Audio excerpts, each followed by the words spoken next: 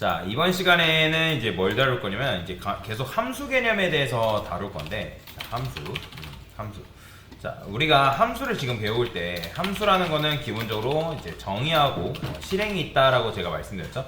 근데 여러분들이 함수에서 이제 외워야 될 구성 요소 두 가지가 있는데, 그게 바로 뭐냐면 매개변수라는 개념이 있고, 그 다음에 리턴이라는 개념이 있습니다. 이 두 가지 개념은 여러분들이 반드시 알고 계셔야 되는 개념 중에 하나다라고 보시면 되는데, 자, 그러면 이번 시간에는 매개변수라는 개념에 대해서 한번 배워볼 거다라고 보시면 돼요.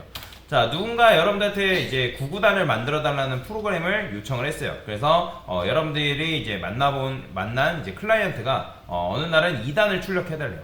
그래서 여러분들이 2단을 출력하는 코드를 이런 식으로 만들었다 이런 거예요. 여기다가 단은 2라고 쓰고, 그 다음에 코 써서, 자, 여기다가 let i는 1, i는 9, i 뿔뿔. 자, 이제부터 템포럴 리터럴 문법을 저는 사용해가지고 작업을 해볼 겁니다. 어떻게 쓰냐면 백틱 쓰신 다음에 달러 단, 그 다음에 곱하기 달러 i, 그 다음에 여기는 달러 단 곱하기 i, 뭐 이런 식으로 쓸 수 있겠죠? 그죠? 자, 그러면 여러분들이 2단 출력하는 거 어렵지 않게 이제 반복문을 이용해서 작업을 할 수가 있다라고 보시면 돼요. 자, 그래서 이거를 이제 여러분들이 어느 날 고객이 2단 출력하는 걸 5번 출력하달래요. 그래서 이렇게 5번 출력했어요. 근데 출력할 수 있는데, 출력을 할 수 있지만 이런 식으로 출력하는 게 굉장히 번거롭다라는 거예요. 그러면 이제 그 클라이언트가 여러분한테 단을 2단을 출력하는 함수를 이제는 10번 또는 100번 이런 식으로 무리한 요구를 한다는 거죠. 자, 그래서 어떤 생각한다? 얘를 함수를 묶어서 출력을 하는 게 조금 더 낫겠다. 그래서 print 2단이라는 함수를 만들어 놓고, 그 다음에 2단을 이런 식으로 호출을 하는 거죠. 자, 그러면 이렇게 만들어 놨기 때문에 여러분들이 이 함수에 의해서 지금 print 2단이라는 함수를 호출할 수 있겠죠? 그죠? 그래서 이 고객이 뭐 10번 출력해달라 하면 여러분들이 뭐 이런 식으로 출력을 할 수 있고, 또는 어떻게 해도 할 수 있어요? 이거를 아예 반복문 돌려가지고 let i는 뭐 10, i는 1이죠. i1, i는 10, i 뿔뿔 뭐 이런 식으로 반복문 통해서 여러분들이 프린트 2단을 10번 실행시키는 것도 뭐하다? 가능하다라는 거예요. 지금 10번 나오고 있거든요. 자, 근데 이제 고객이 이제는 어떤 요구 사항을 우리한테 주고 있냐면 2단을 잘 출력했는데 어느 날은 4단을 출력해달라고 요구하고, 어느 날은 6단, 어느 날은 8단, 어느 날은 뭐 200 몇 단. 그러니까 이런 식으로 말도 안 되는 요구를 계속 이제 한다는 거예요. 자, 근데 어쩔 수 없어요. 클라이언트가 돈 주는 입장에서 이제 갑이기 때문에 의뢰 입장에서 당연히 그거를 할 수밖에 없는 상황인 건데, 자, 그래서 어떻게 생각을 했냐면 얘를 조금 더 효율적으로 출력하는 방법은 없을까라고 여러분들이 고민을 하기 시작한 거예요. 자, 그래서 여기다가 여러분들이 요렇게 값을 이렇게 넘긴 거예요. 자, 아직 어떤 특정 개념에 대해서 배우지 않았지만 지금 제가 이렇게 4를 넘겼다라는 거는 얘가 내부적으로 몇 단을 출력했으면 좋겠다라는 거예요. 느낌상 몇 단? 4단을 출력해달라고 요청하는 것 같지 않겠어요? 6 넘기면요. 6 넘기면 내부적으로 몇 단? 6단을 출력해달라. 자, 화면 보세요, 여러분들. 화면 코드 치지 마시고 화면 보세요. 집중하세요. 자, 그러면 지금 이제 프린트 2단 이렇게 했을 때 6을 넘겼기 때문에 지금 내부적으로 얘는 6단을 출력해달라고 하는 의미가 있죠. 그죠?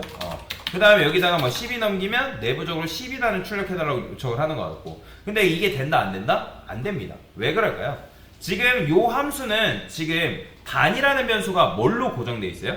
현재 2로 고정되어 있죠. 그죠? 그러니까 2로 고정되어 있기 때문에 여러분들이 뭘 넘기던 이 단이라는 변수는 여전히 2기 때문에 여러분들이 이 함수를 10번 출력하던 100번 출력하던 1000번 출력하던 이 함수는 몇 단밖에 출력 못한다? 2단밖에 출력 못한다. 자, 그러면 저는 이 2단이라는 값을 어떻게 하냐? 값을 지울 거예요. 왜냐면 지금 단이라는 변수의 값이 2로 고정되어 있기 때문에 여러분들이 이런 식으로 값을 넘긴다 해도 이 단이라는 변수는, 단이라는 함수, 프린트 2단이라는 함수는 뭐 단? 2단밖에 출력을 못하기 때문에. 자, 그래서 저는 요거를 프린트 단이라는 함수로 좀 바꾸고, 그 다음에 여기다가 뭐라고 쓸 거냐면 얘 단을 값을 이렇게 지울 거예요. 자, 근데 단이라는 값을 지우게 되면 어떤 문제가 발생하는 거예요? 당연히 단이라는 값이 있어요, 없어요? 없잖아요. 그죠? 그러니까 없으니까 출력이 돼야 안 되죠? 당연히 안 되겠죠? 자, 그러면 이 단이라는 요 변수를 어디로 들어오면 되냐면 요 함수 안쪽, 소괄호 안쪽으로 들어오면 되는데 이때는 렛이 생략이 가능합니다. 자, 보시면 이렇게 하니까 몇 단 나와요? 자, 이때는 4단, 이때는 6단, 이때는 12단 나오는 거 보이시나요? 자, 여기 적혀져 있는 요 단을 그래서 뭐라고 하냐면 매개 변수라고 합니다. 매개 변수. 무슨 변수? 매개 변수. 왜 매개 변수일까요?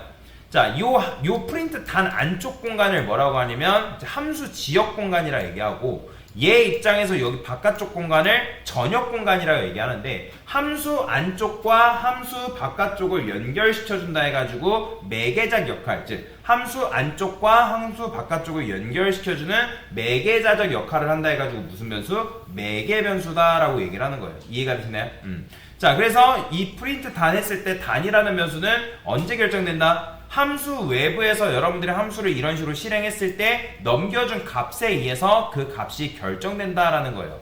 자, 그러면 여러분들이 이렇게 넘겼으니까 몇 단? 4단 나오는 거고, 이렇게 넘겼으니까 6단 나오는 거고, 이렇게 넘겼으니까 몇 단 나오는 거예요? 12단. 그렇기 때문에 이런 식으로 여러분들이 매개변수를 늘리니까 이 함수는 굳어져 있는 함수가 아니라 유연한 함수가 됐다는 거죠. 그러면 굳어져 있었던 함수가 뭐예요? 아까 let 단이라는 변수의 값이 2로 고정되어 있었기 때문에 여러분들이 그 함수를 몇 번 실행하던 걔는 2단밖에 출력을 못했잖아요. 근데 여러분들이 이제 함수 실행했을 때 어떤 값을 넘기냐에 따라서 그 매개 변수가 그 값을 받아들이기 때문에 그 값에 의해서 함수가 유연하게 실행되게끔 만드는 게 뭐하다? 가능해졌다라고 보시면 됩니다. 이해가 되시나요? 자, 그래서 이런 값을 뭐라고 하냐면 인자값이라 합니다. 뭐라고 한다고요? 인자값. 영어로는 아규먼츠라고 합니다. 제가 아규먼츠라고도 알려는 이유는 에러가 영어로 뜰 때 여러분이 인자값을 안 넘기면 뭐라고 하기 때문에 그래요. 근데 이제 자바스크립트 같은 경우는 프린트 단 이렇게 했을 때 값 안 넘겼다 해가지고 뭐라 하진 않습니다. 그런데 그럼에도 불구하고 여러분들이 알고는 계셔야 돼요. 자, 그래서 이런 걸 뭐라 한다? 인자값이다 또는 파라미터다 라고도 얘기를 합니다. 자, 그래서 이런 식으로 여러분들이 값을 넘길 때마다 이때는 4단, 이때는 6단, 이때는 12단 이렇게 해가지고 해당 함수가 유연하게 작동이 된다라고 보시면 됩니다. 자, 그런데 이런 식으로 여러분들이 매개 변수를 이용해가지고 고객이 원하는 대로 출력을 하니까 고객이 또 변덕스러워지는 거예요. 자, 뭐라고 하냐면 4단 같은 경우는 3까지 곱했으면 좋겠고 6단 같은 경우는 5까지 곱했으면 좋겠고 12단 같은 경우 10까지 곱해서 그 곱한 결과를 알려달라라고 했어요. 근데 얘는 여러분들이 출력을 했을 때 몇 가지 계속 곱하고 있죠? 9까지 계속 곱하고 있어요. 왜? 지금 우리가 이 끝값이 뭐예요? 9기 때문에 9까지 곱해서 우리한테 그 값을 던져주고 있잖아요. 자, 그러면 어떻게 한다? 저는 여기다 리미트라는 변수를 만들 거고요. 자, 9라고 쓸게요. 그 다음에 9 대신에 뭐라고 쓸 거냐면 리미트라 쓸 겁니다. 근데 이제 9 대신에 리미트라고 해가지고 썼다 하더라도 이 리미트는 그래도 뭐예요? 계속 9잖아요. 그죠? 9기 때문에 달라지는 건 없단 말이에요. 그죠? 그러면 이 리미트조차도 저는 어떻게 한다? 값을 정하지 않을 겁니다. 당연히 정하지 않으면 정하지 않았으니까 여기서 이제 뭐라고 하겠죠? 자, 그러면 얘를 어떻게 한다? 얘도 마찬가지로 어디로 들어온다? 여기 소괄호 안쪽으로 이런 식으로 쏙 들어온다라고 보시면 됩니다. 자, 그런데 지금 매개 변수가 몇 개예요? 자, 매개 변수가 총 2개죠? 그러면 2개이기 때문에 이건 규칙인데 여러분들이 자바스크립트 상에서 매개 변수가 함수를 실행했을 때 매개 변수가 2개다. 값을 받기 위한 구멍이 2개다 하면 함수를 실행했을 때 넘겨줘야 하는 값도 2개를 넘겨줘야 됩니다. 이건 필수예요.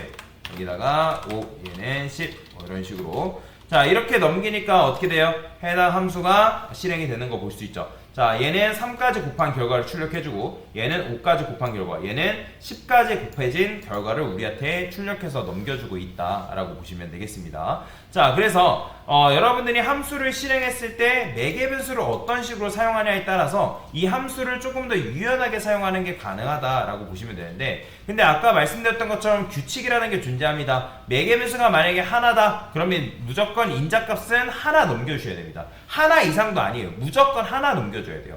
2개면 인자값을 2개, 매개 변수가 3개다? 그러면 인자값도 마찬가지로 몇 개 넘겨줘야 된다? 3개를 넘겨줘야 된다. 만약에 얘가 매개 변수가 없대요. 그러면 인자값을 넘겨줄 필요 있다 없다? 당연히 넘겨줄 필요가 없다라고 보시면 되겠습니다. 자, 그래서 매개 변수라는 거는 여러분들이 인자값을 어떻게 넘기냐에 따라서 그 값이 결정된다 라고 보시면 될 것 같습니다.